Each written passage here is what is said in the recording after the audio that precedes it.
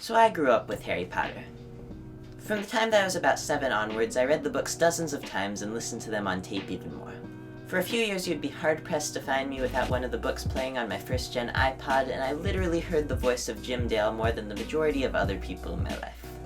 I could literally tell you every piece of Harry Potter trivia that there was. And so, when I heard about everything that was happening with J.K. Rowling, I really didn't know what to think.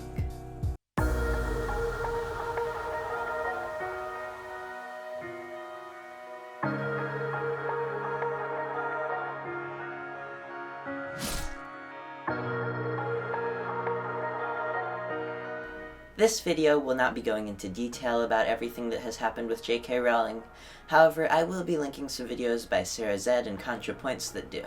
I am not in any of the affected communities by what J.K. Rowling said, and I'm only going into my personal thoughts on the matter. I will not be going into any debate on whether or not what J.K. Rowling said was wrong. This is entirely my personal opinion, and I will just be giving my thoughts on the matter. Basically, all you need to know is that on Twitter, J.K. Rowling said some transphobic stuff, and came out in support of some openly transphobic people. She also wrote a blog post about it, showing some transphobic beliefs. But if you want more detail on it, watch ContraPoints' video or Sarah Zed's video, as I said earlier.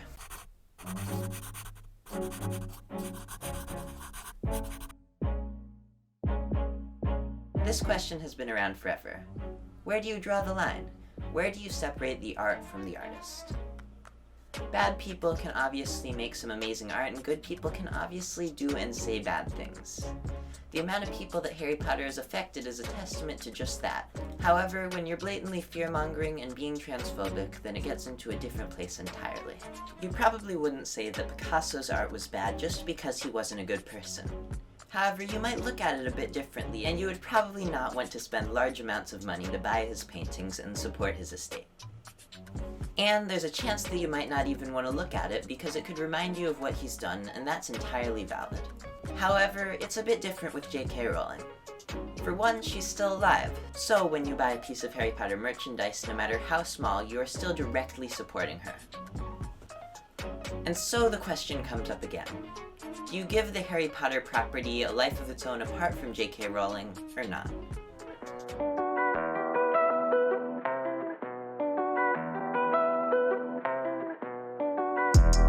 For me personally, I'm not going to be buying anything else Harry Potter related in the future. If there's a book I want to read that I don't already have, I'm going to check it out from the library. And if there's a movie that I want to watch, I'm going to wait till it's available on a streaming service that I already have.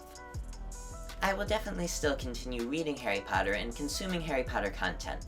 However, I will still be taking this whole situation into account while reading it and thinking about it during the reading process. I still think Harry Potter is a great book series that everyone should read at least once, and it's a great way to get into reading. It was basically one of the first things that got me into reading a lot.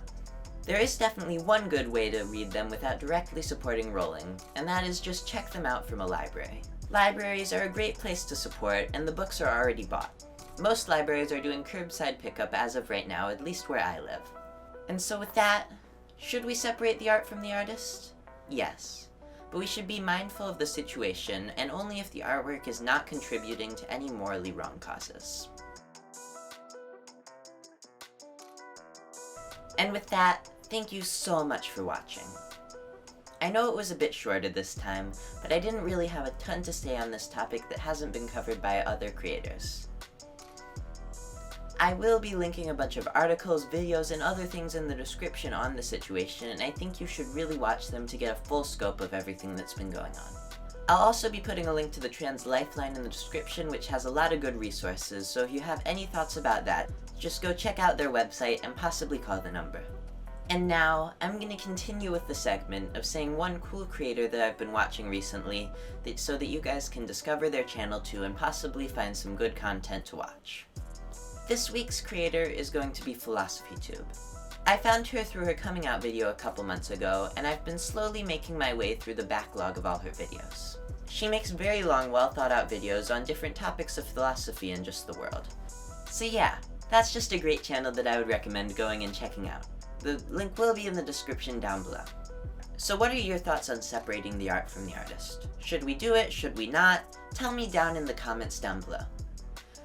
I read all your comments, so if you want to tell me in the comments what your thoughts are, then just type it out and I'll read all of them and reply to most of them. If you enjoyed this video, then make sure to like and subscribe and possibly share this video if you really enjoyed it. If you want to see my animation channel, it'll be popping up on screen somewhere around here, or if you want to subscribe to this channel, there will also be a button to do that here too. And with that, thank you so much for watching, and have an amazing day. I will see you in the next video. Bye! Also, I have a Discord server now, which will be linked in the description in the pinned comment. If you want to come hang out, share your art, get some early access to some of my videos, and possibly help out with a little bit of research, then just join in the link in the description down below. So yeah, see you there!